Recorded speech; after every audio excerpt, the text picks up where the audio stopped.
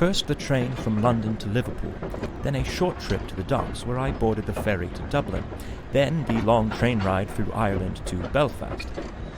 Not a bad ride, but excruciatingly long. Check-in at the guest house in the town proper, quick supper, quick sleep, quick breakfast, and a hop on the local train here to the Holland and Wolff shipyard. Fortunately, it was punctual. I was worried about being tardy for being 3 hours early. My darling Claire always said to me, "Robin, you better get out of the house right now and go be useful for someone." She always did lovingly encourage me to show up for work early and give my best effort.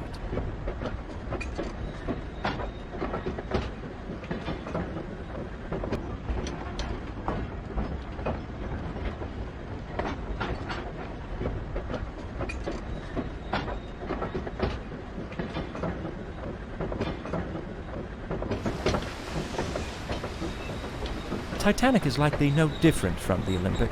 They're structurally identical. The Olympic underwent these trials months ago, so this should be a simple repeat.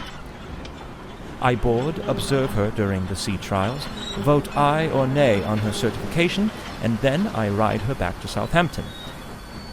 Come on, Robin, you can't mess this one up, as Claire always told me.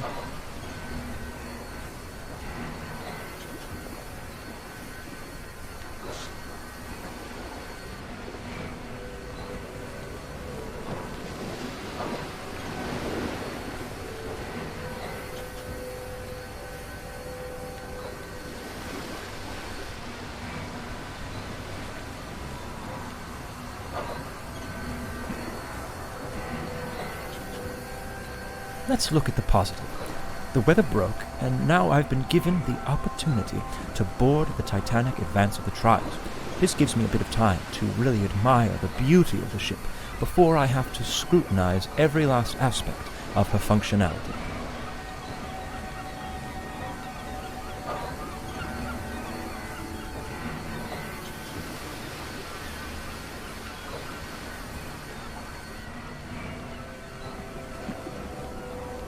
I had better find my way aboard. But I suppose there isn't reason for too much haste. No one else has even arrived yet, it seems. Plenty of time to explore if I desire.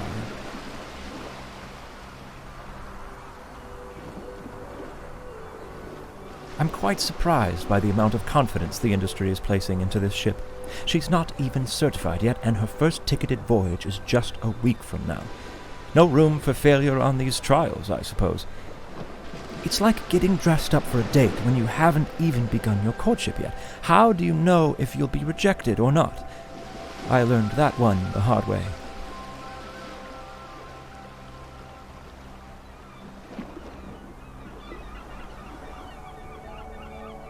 Belfast Lough is beautiful. With the hills around it and the morning fog, it reminds me of what I always imagined Puget Sound would be like. A man sure can make a living out in Seattle, if he can hold off the plague.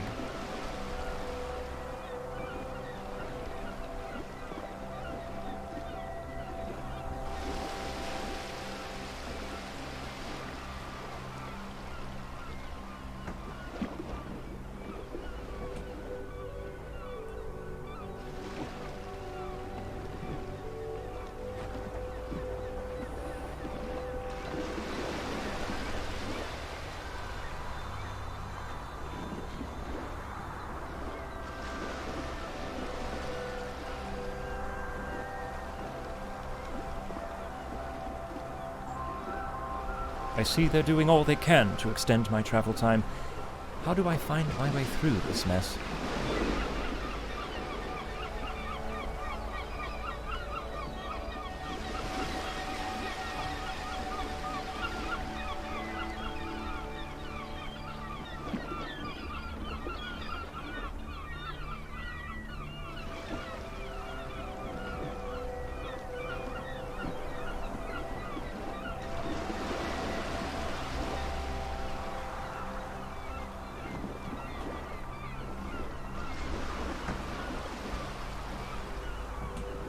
So close to the aft gangway.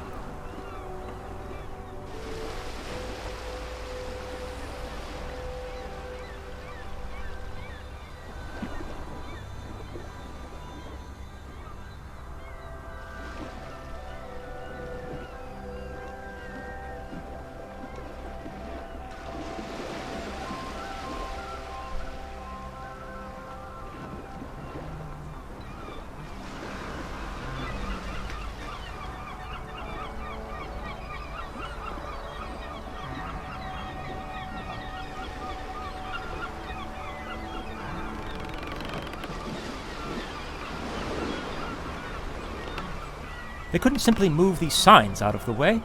This vessel has triple screws. Yes, I feel the same way right now too, thank you.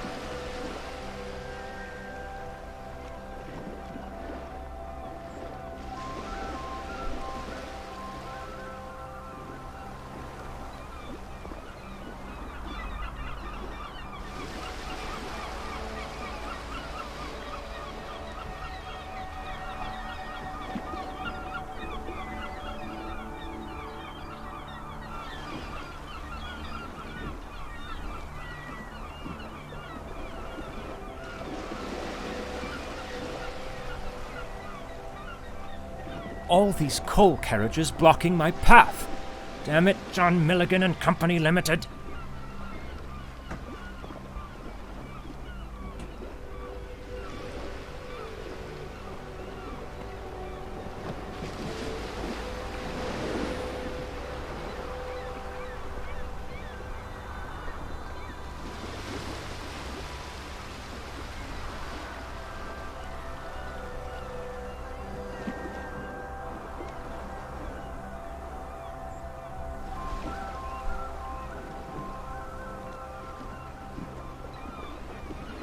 Another dead end in life.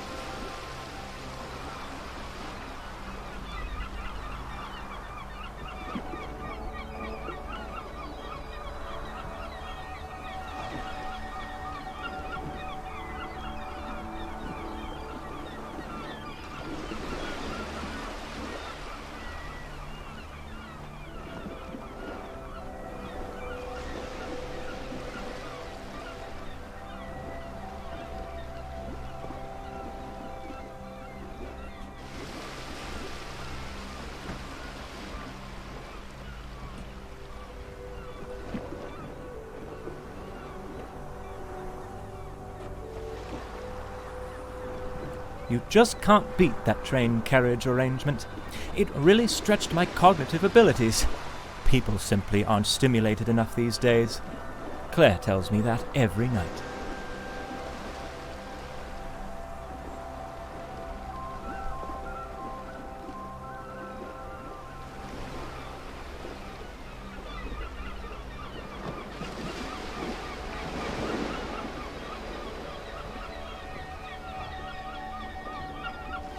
Since the aft gangway is blocked, I'll board here through the first class.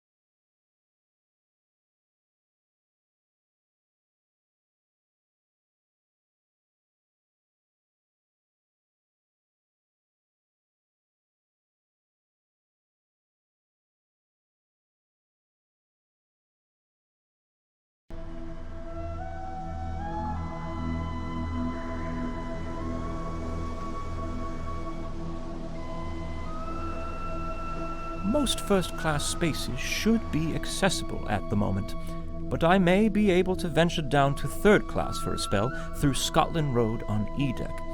I believe I'm boarding before anyone else. Robin, right now you're the most handsome man on the Titanic.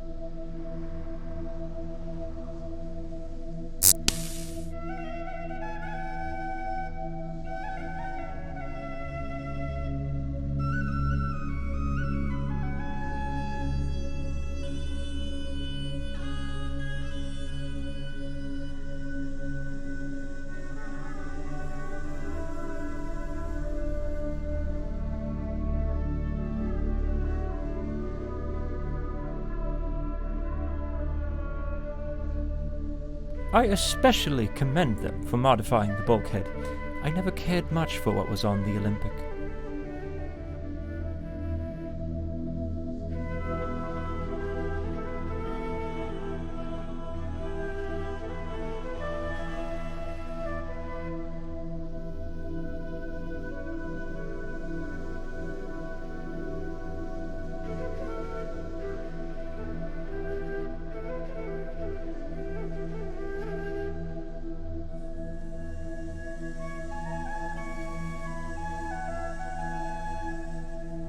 I shouldn't venture too far on deck.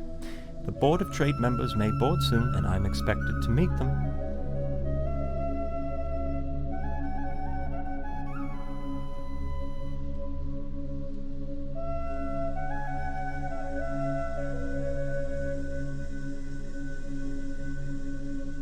Cabins upon cabins upon cabins upon cabins upon cabins upon cabins.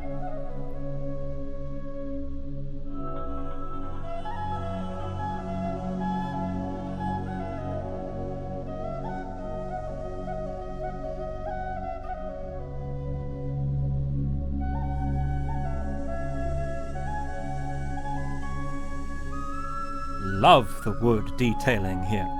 It's absolutely perplexing. Now that's a craft I can really respect. Lovely wood. I've always been fond of wood. When younger, I used to cut wood for the poor folks 2 streets over. My neighbors started calling me Robin Wood. They always laughed, but I don't know why. I wore that title proudly.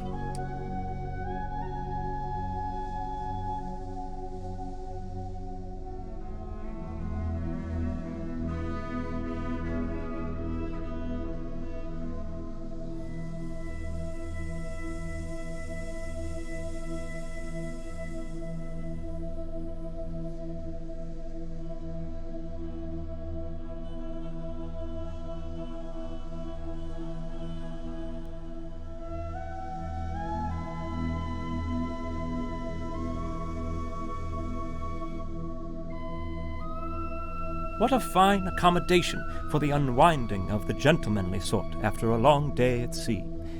If only it were open now, and there were men in there to socialize with, perhaps then I'd make some friends.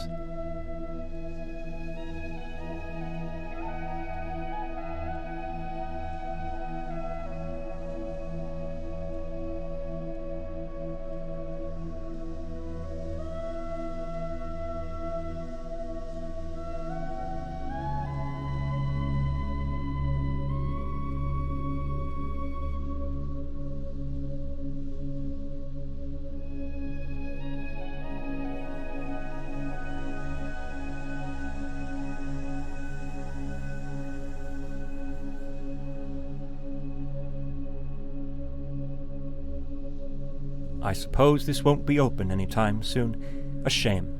I would enjoy nothing more than a cup of tea and to sit with a book in the lounge and, well, lounge.